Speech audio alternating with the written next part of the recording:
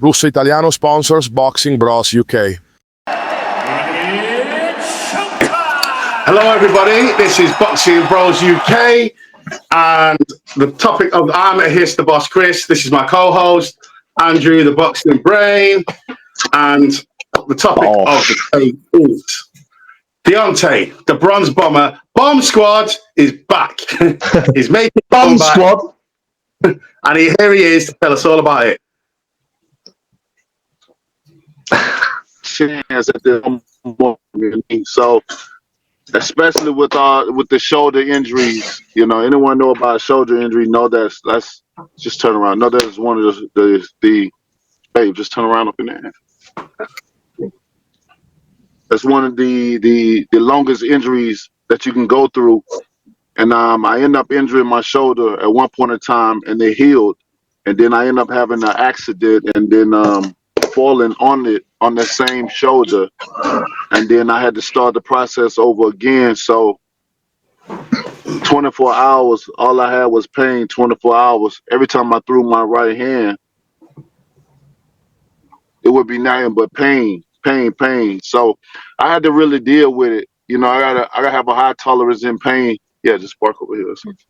I have a high tolerance in pain, so I had to deal with a lot of the different things. But you know, make a long story short, hey, what are you doing? What are you doing? You ain't gotta just go. We hear you, Deontay. We're all good. I've been dealing with a lot of different things. But make a long story short, man, I'm fully healed with everything. I don't have no more pain at this time. At this point in time. Oh, that's convenient. My burdens have been cut loose from me. So, right, just gotta pause it there. I'm fully healed from everything. Yeah, this is what you always say. I've had a great camp. Every time.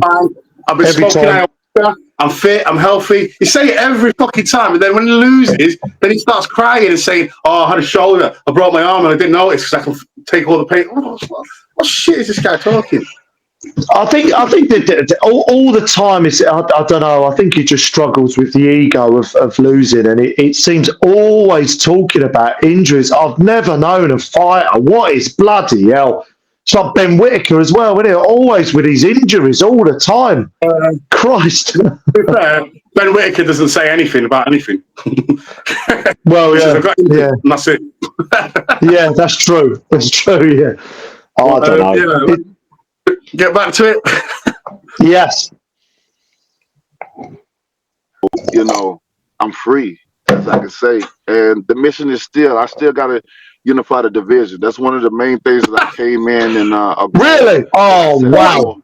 I never had a unified. Hang on, I'll write that down. You know, due to I got to write that. Other circumstances of different obligations of other people, but I never had that opportunity, and we still here. You know, I'm still young. I'm healthy, and young.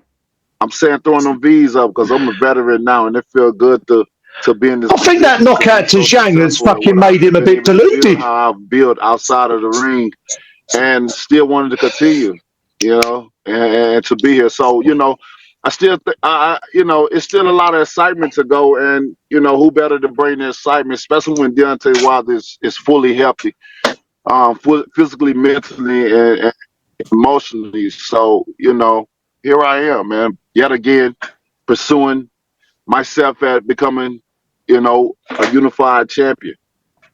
Well, there's so much to take away from that. Firstly, it's great to hear that mentally, physically, you're in a great space. I think that's the most important thing from what you just said.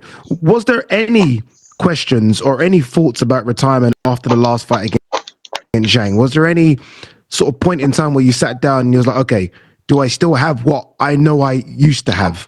Was there any questions in your mind whatsoever? Yeah.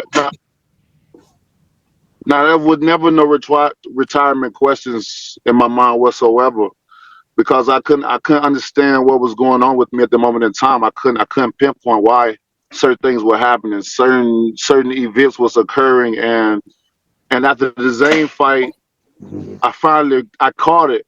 I finally realized what was going on with me, and I immediately took actions at that, and I had called Shelly, which is my manager. I said, Shelly, I know what it is now.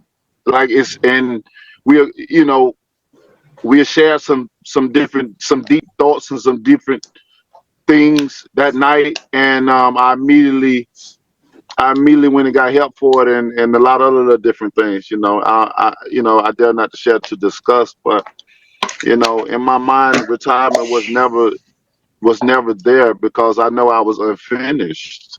I'm pausing that there. Right. Yeah.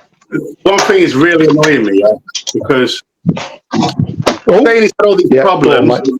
emotional and everything. He's saying, but I cannot go into too much detail. And this is just like when he lost to Tyson Fury the second time. Yeah. Yeah. I'm going to prove it that he cheated. I'm going to prove he cheated to the whole world. Yeah. But not now, not till after the fight. And then we never seen this magical evidence that he had to. And then when everyone asks about it, he said, "No, don't worry. God is going to get him in hell." I think he's just how can I describe it? Delusional.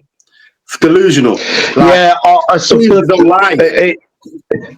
it's the only sort of assumption I can come to now after listening to all these interviews that he does, about his career.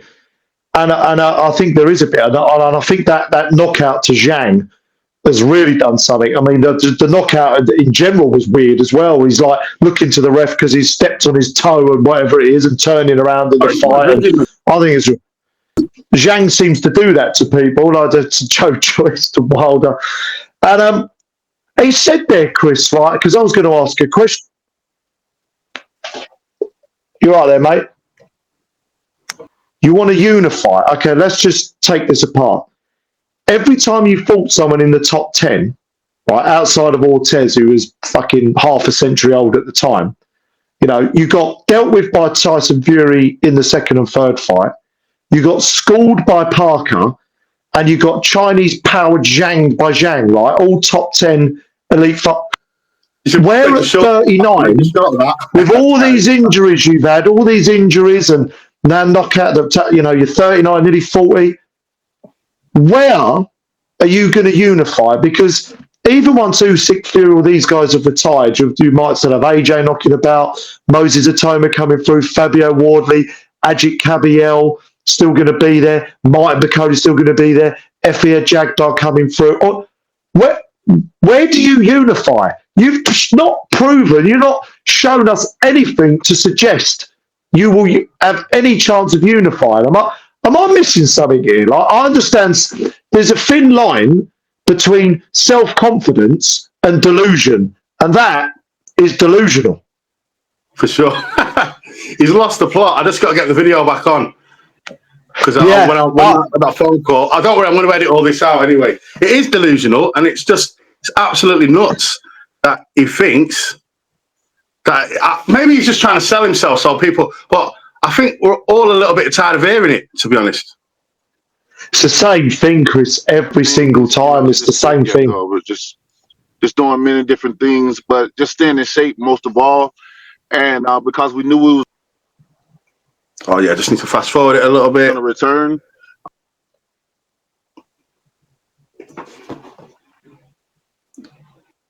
Better to bring the excitement, especially when Deontay Wilder is fully healthy, physically, mentally, and emotionally. So, here I am, man, yet again, pursuing myself at becoming, a unified champion.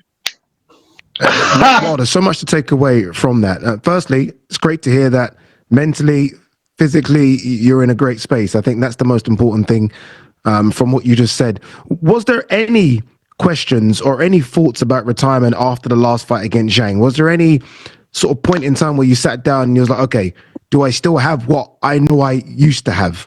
Was there any questions in your mind whatsoever? Yeah. Now, there was never no retirement questions in my mind whatsoever, because I couldn't understand what was going on with me at the moment in time. I couldn't pinpoint why certain things were happening, certain events was occurring, and after the Zane fight, I caught it. I finally realized what was going on with me, and You're too I old. immediately took actions at that. And You don't train properly. I You had don't listen called to your Shelly, coaches. which is my manager. I said, Shelly, I know what it is now. Like and we, we shared some deep thoughts and some different things that night, and I immediately went and got help for it, and a lot of other different things. I dare not to share to discuss, but in my mind, retirement was never there because I know I was unfinished. I'm so much better than my past outings. I'm way better than what I've been doing. Everybody knows that. You know what I mean? And certain things that No, we happened to don't. me, certain events, certain things has We altered don't know that. my way of thinking. And so in a bad way, I had to go out and get help, man. And but I'm back. And look, I mean, I've sat down. Another story. But well, without a great test, you can't have a greater I testimony. cut that bit because he's And waffling. why him as your return fight? Yeah. Why Tyrell? That's what we want to know. This is interesting. I let my coaches and stuff analyze a lot of the guys, and we was looking to try to come back. We had options of coming back and fighting, in big opportunities, I would say, and already coming back out. But we didn't want to take that route. We wanted to make sure that I say I'm good and everything is good, like no doubts. Because many times I have said that I was good, but maybe had a little doubt. I never had a point in time in my life where I lost my Emotion. confidence in myself. Things got so crazy in my life, that it altered my mindset, and I lost confidence in myself. And I never thought I would, you know, be a man to be able to do that. But certain things in your life, and you have certain people around that you will never think that would break your heart. And when they do, it changes you. I never had hate in my, but now I do. And before anyone would tell me, "Oh, you don't need to have hating," all this and that, I tell people, I live my life, you live yours. Made a, and I need a little sprinkle of hate in my heart for to complete the recipe, because I did get a little too soft. And when you don't, when life is so good and you take care of everybody and everybody in your I'm just face. going to pause it there. Mm, So do you know what? I appreciate his honesty, yeah. semi-honest there, because he's saying I've picked this guy because I need a confidence builder, Yeah. basically trying to Essentially, say, yeah. because I said I'm back and I believe in myself, but really I've been going. So one thing that you couldn't be doing is that I've smoking ayahuasca Yeah. because everyone who smoked it. There was a thing, everyone should watch this. It's on Peter Fury's video. It's old now, but he interviews a boxing coach who loves ayahuasca, and Johnny Nelson talks about it. And it's a spiritual enlightenment thing. You do it, and when you do it, it chills you out. Like you feel mellow. You're more like it does something to you. You go on a journey or whatever. Supposedly, and it's not. Who was it? I think it's Johnny Nelson saying, "I've tried it. It's great. It's good. Peace of life and all that." If you're a fighter, you need a little bit of meanness in him. Like what he's saying, you need a bit of hate in your heart. You need to be able to switch that flick on and think, "I'm fucking gonna do this, man." I need to and he completely lost that. So well done for admitting it, Wilder. But on the other hand, we'll just see what anything else he's got to say. But when we show you who he's fighting, he could have done a bit better than this. He didn't need to be this low. Decent. Shit's going good, and when you don't want to do nothing for nobody, and you start finding out certain things, and things start happening, man, and you feel like you done so much for people, and you benefited nothing from them when they've benefited everything from you, every thing. And you see the backstabbing and the Deontay, can I manipulation, the specifically lies. referring to? Not at the moment in time. I'm just telling my story, and the people are ghosts at the moment in time. Not at the moment in time. I've had enough. I can't listen to this shit anymore. Right. No, I just I'm telling even just while you're getting the other video prepared, I mean, there's something in his voice there as well. Like he's just not the Wilder I remember. Look, I know we're slagging him off a little bit, but this was a very, very exciting heavyweight. You know, subpar boxer, world class right hand, as I always say about Wilder. Very exciting, that's what we liked, man. Every time he was fighting, regardless of his opponent, there was that viciousness and put a lot into that right hand. And I just think all this classic thing, Chris, of now he's got all these millions of pounds and, you know, I don't know, maybe he's been shagging around and putting his energies elsewhere, I don't know, and looking after his family, living in his life. Yeah, all that going on, ayahuasca, but just the way he talks, it's all sort of languid and casual, and there's no sort of, I'm determined to come here. There isn't that old, I think that Wilder's gone, and I don't know what the motivation for it. He says he wants to unify, but does he believe that? Because I believe he wants a couple of knockover jobs, and he wants to get back on the Saudi card, and earn another few million against someone who's probably just going to wipe him out. So, yeah. Do you know what, Andrew? You beat me to it. That's exactly what I think. Exactly what I think.